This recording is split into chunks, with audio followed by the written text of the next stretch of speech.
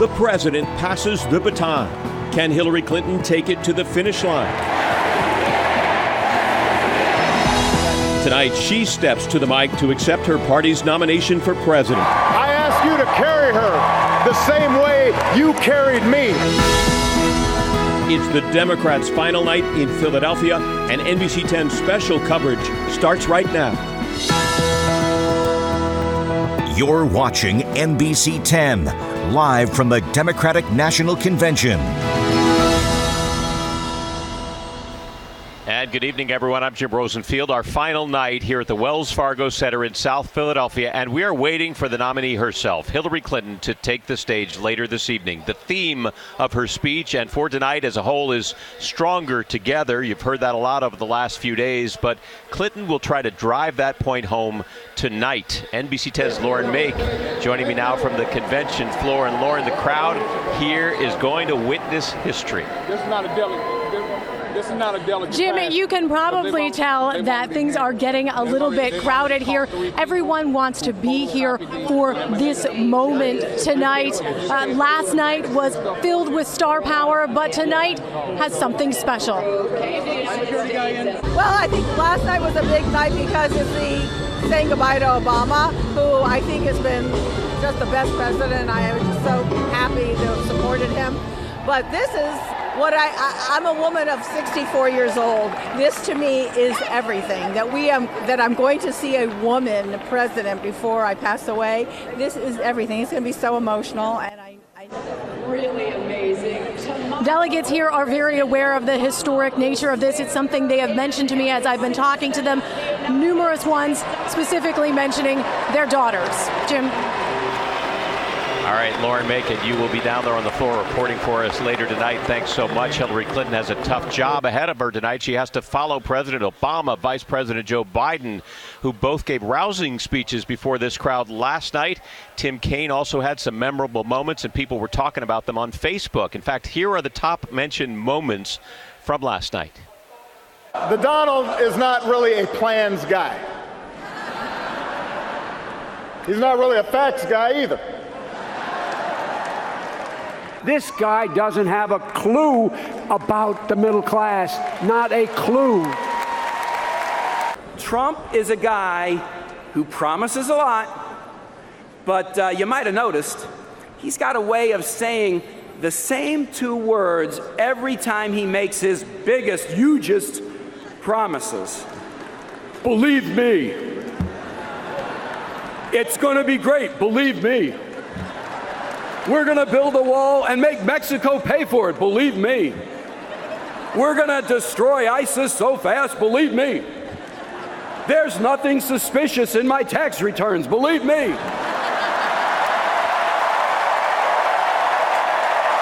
Tim Kaine getting some high marks for his Donald Trump impersonation, and this morning he let supporters know it wouldn't stop there.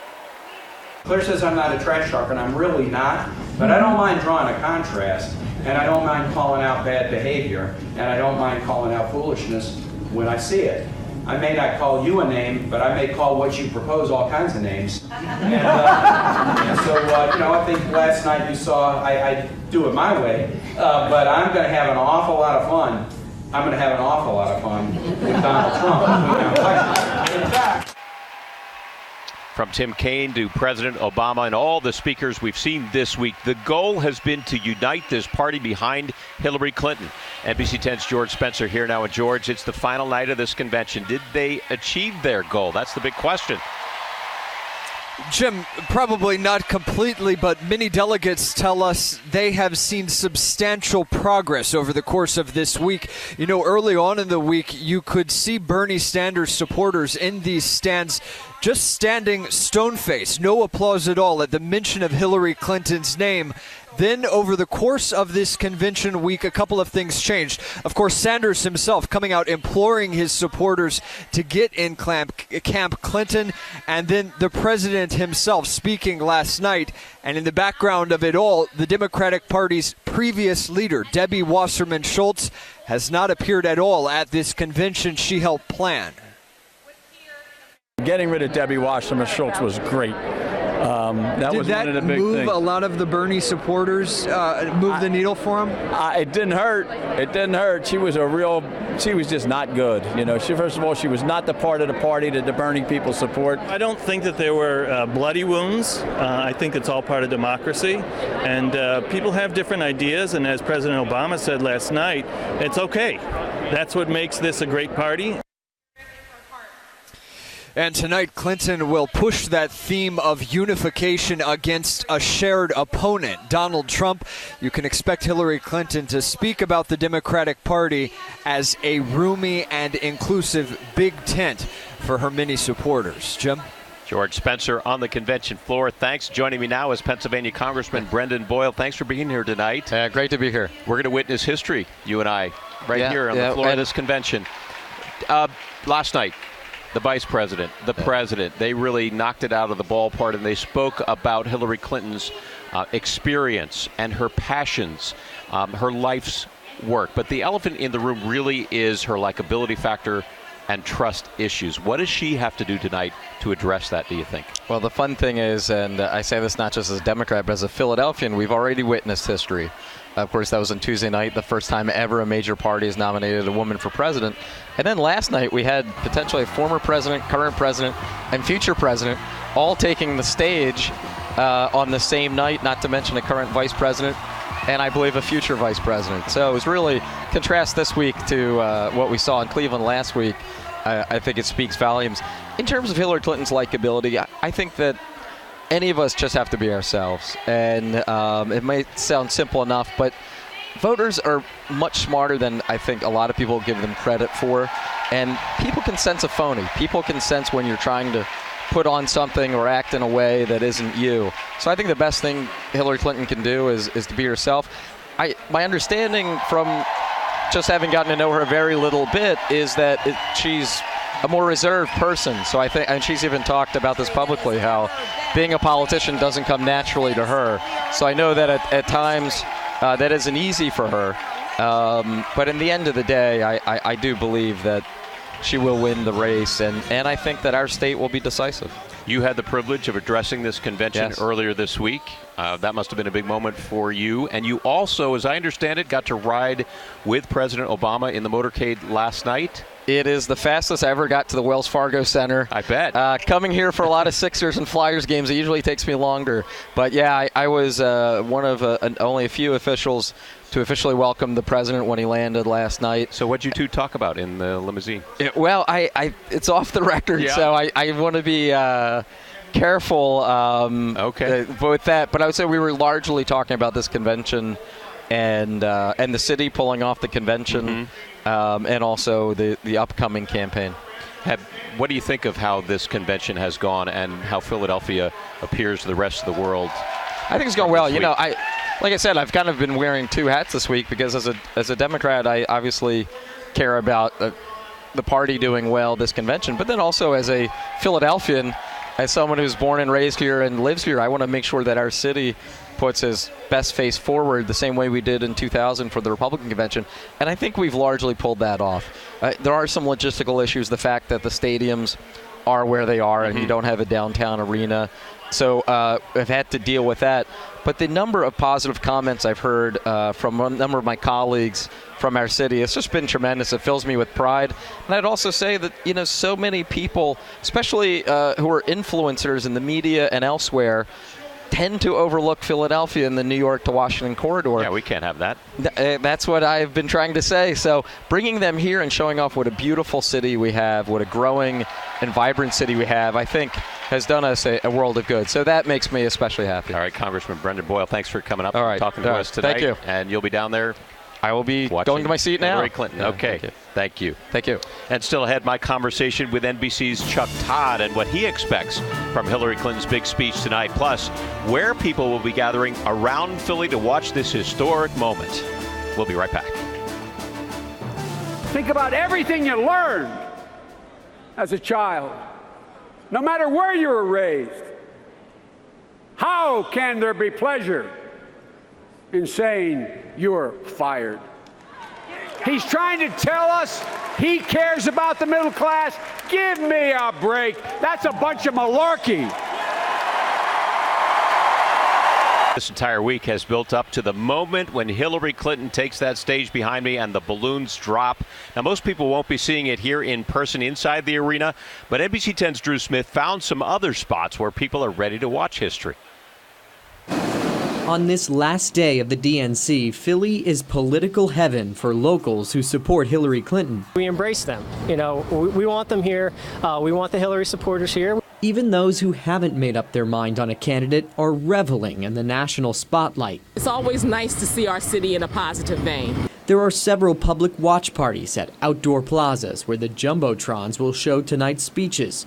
Plus, there are gatherings planned inside bars and restaurants. It's interesting to see a lot of the people that you see on TV coming out, and you see them here, and it's different than what it normally is around these parts. We found someone who has to work tonight, but he'll be really close to the action at a private DNC party. We will be securing a party tonight, and I'll be tuning in, but I will have first view, if you know what I mean. Not everyone will be celebrating. I'm not going tonight. These Bernie Sanders supporters are tuning out. For others, this convention is best spent at home. My family and I, we are definitely all on the political side, and we try to really make sure we respect each other's opinions. All sharing in Philadelphia's historic moment, from the arena to bars to living rooms. Drew Smith, NBC 10 News. And it is not all speeches here at the DNC. Sheila E. performing right now. Let's listen in a little bit.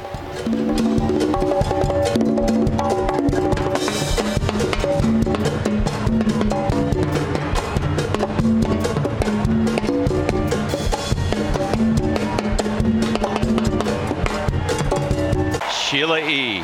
rocking the house here at the Wells Fargo Center. I think everyone can agree she can really play those drums.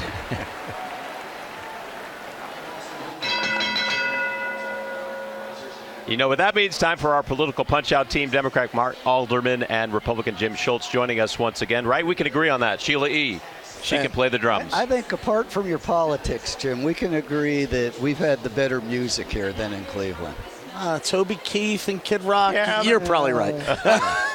Thank you. All right, let's start with Hillary Clinton's speech tonight on a serious note. The speech of her life. What will it take to make that happen, Mark? She needs a solid speech. She needs a strong speech. She needs a hard-working speech because that's who she is. She does not need to give the speech that the president gave or the first lady gave. They're with her. They are part of her team. Their speeches were part of her case. Her speech has to be hers and has to present the qualities that make her the most qualified candidate, not only in this election, but in any election. Does she address, before we get to you, Jim, as I referred to it with Congressman Boyle, the elephant in the room about likability and trustworthiness? Does she take that head on? I think if she can have a sense of humor about that, that's the way to handle it. And we will see that, I suspect. It'll be interesting to watch. What do you think? I think the best thing she could probably do is have someone else deliver the speech for her. The likability just isn't there. The sense of humor just isn't there. The trustworthiness just isn't there. She's going to have a hard time here tonight doing anything different than what she's done in the past. People know her. She's been around for 30 years. You're not going to change any hearts and minds this evening with a speech. She also has a tough act to follow. There were powerful speeches last night from both the president, the vice president. Do those kinds of speeches have an effect when it comes to people going to the polls, do you think? I believe those speeches do have an effect, but not, Jim, because they were great speeches, because they were great speakers. Those speeches remind the American people of the quality of the leadership in this party.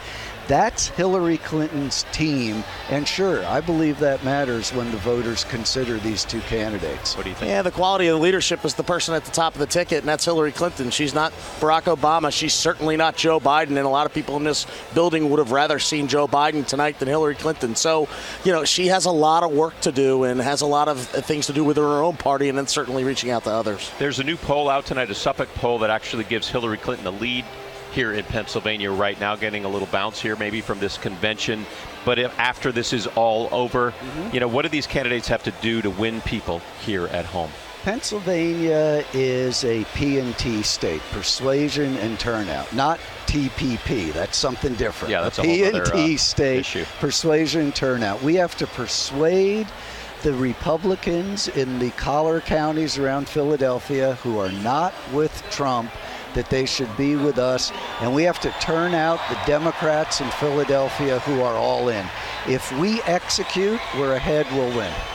I think we're looking as Republicans at Western Pennsylvania and Southwestern Pennsylvania, trying to get those Reagan Democrats to come over to us and try to make up for some of the folks that we may lose down in the Southeast along the mainline corridor, if you will. But the blue-collar working folks of Delaware, Montgomery, Bucks County, those are ripe voters for Donald Trump, and I think he's going to have to go after them strongly. Jim Schultz, Mark Alderman, thanks for being here once again on our final special hour tonight during this convention. Appreciate it, guys.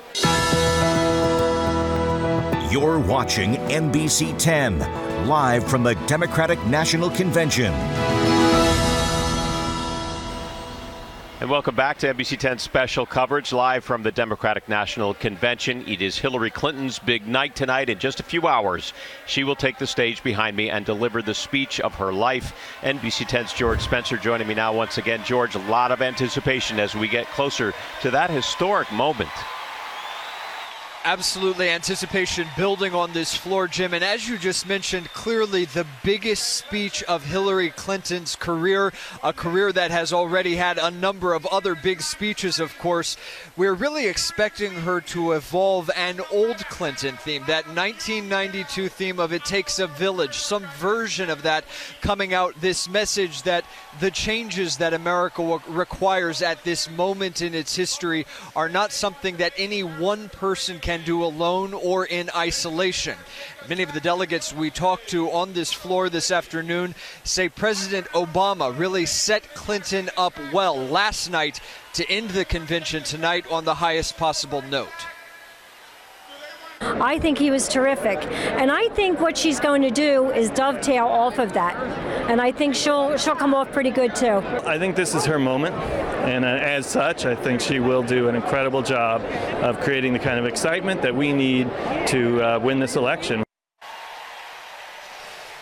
Importantly, just as President Obama did last night, it is likely that Hillary Clinton will at least address briefly some of the lingering skepticism that some voters may still have about her.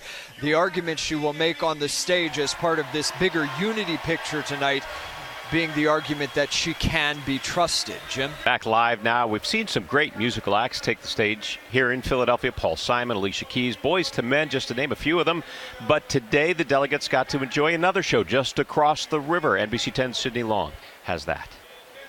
You are born to stand out, to speak out, to act out, and to live life out loud. New Jersey Senator Cory Booker did the honors. Ladies and gentlemen, I introduce to you Lady Gaga! Bringing a crowd of 15,000 delegates and dignitaries from across the country to Camden's waterfront and bringing them to their feet. Performances by Gaga, DJ Jazzy Jeff and Lenny Kravitz were by invite only, but fans inside sent us these videos. Oh, it's a blessing because they're so involved in performing arts, and Lady Gaga, are you serious, in Camden? I'm ecstatic. I'm very ecstatic. For Maryland delegate Bob Jones, it's his first ever visit to Camden. I feel like I'm down south, Southern hospitality, but just a little bit up north. Congressman Don Norcross credits Camden's rebirth and overhaul of education, a nationwide community policing model, and $2 billion in economic development for Camden's rebirth. The Camden Rising concert thrusts the once poor, crime-ridden city into the spotlight. Shania Birch is proud to call Camden home. It showed me the better part of Camden. It showed me that it's not just all what people think and the statistics and the stereotypical things, that we do have good children here, and that I'm one of those good children that's coming out of Camden. I'm going to college, actually Saturday. Jones' 4-day visit this convention week renewed his faith in unity, in Hillary, and in women rising to the top. This is one of the only times in my life I wish I was a woman, so. Because women first, yeah, so we're going to make history tonight. Kravitz told the crowd of diverse fans this afternoon that his involvement in this convention has been about love, respect, and his support for political leaders working to do the right thing. He says no matter your race or religion, moving this country forward will be about love. From Camden, I'm Sydney Long for NBC 10 News. And Chelsea and Hillary Clinton will have their own opening act before they take the stage. Pop superstar Katy Perry. We caught her sound check earlier tonight. Here's a preview of her performance tonight.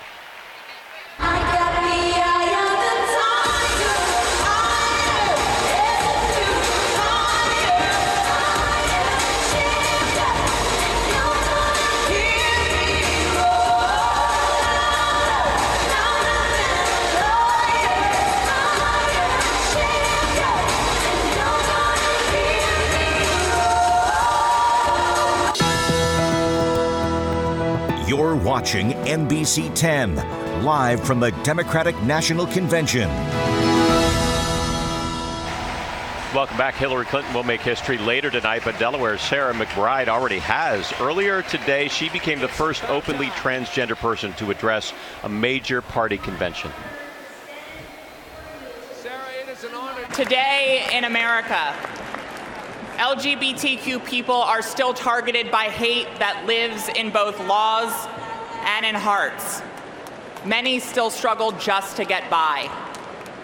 But I believe that tomorrow can be different. Tomorrow we can be respected and protected, especially if Hillary Clinton is our president. And that's why I'm proud to stand here and say that I'm with her.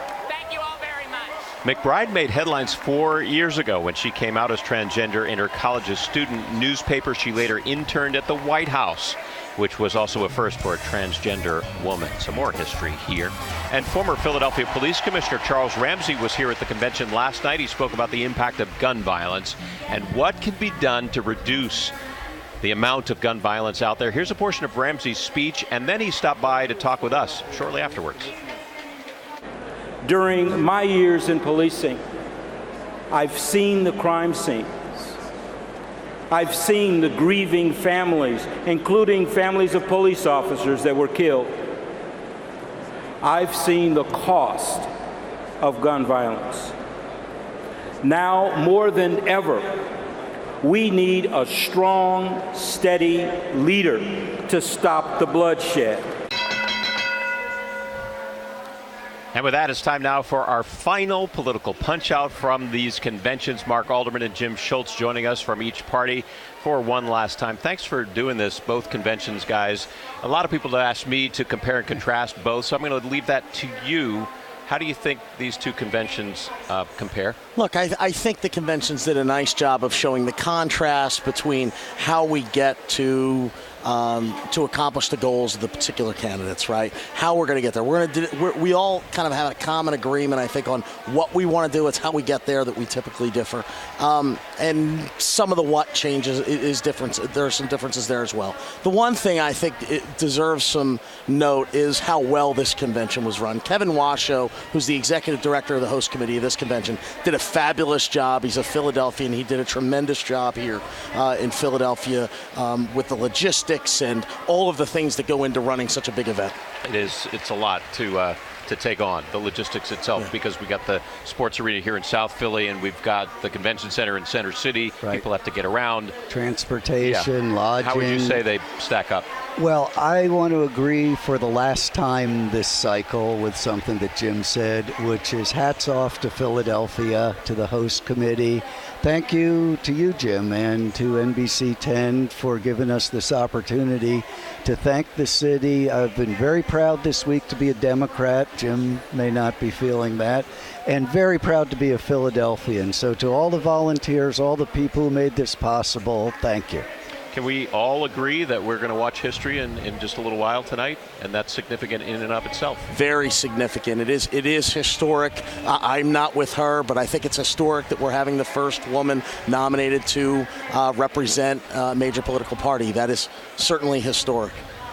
I don't think she should be president, but I was waiting for that. That's the point. I was waiting for that, but we will witness history. We will witness history, and I am very proud that that history is being made here in Philadelphia. I do think that she should and will be the next president. But now comes the 100-day march to Election Day. 100 days from Friday, Jim, is the election. A lot of work and ahead. A lot of work to be done. All right, so friendly wager maybe behind the scenes you guys should make as to who's going to win and then what happens We'll to the report loser. that next political punch-out. One thing you can count on, we're going to see these candidates driving through Pennsylvania time and time again, and their surrogates. State. It's a very important state. It's going to be very exciting for both sides. Gentlemen, we thank you so much. Thanks for having us, Jim. And we'll look forward to talking to you again on NBC 10. Thanks. Great. All right, so there's a lot of official business that goes on at these conventions. We know that, but the people here, they also know how to have some fun as well. NBC 10's Lauren Make is joining us now once again on the convention floor with more on the sights of this convention. Lauren Make. Jim, we wanted to sort of give you a look at the lighter side of conventions because, of course, this is very serious and a very big night. But when we were in Cleveland, when we were here on the convention floor in Philadelphia, you notice all kinds of costumes, you notice all kinds of hats and buttons, and take a look at what we found today.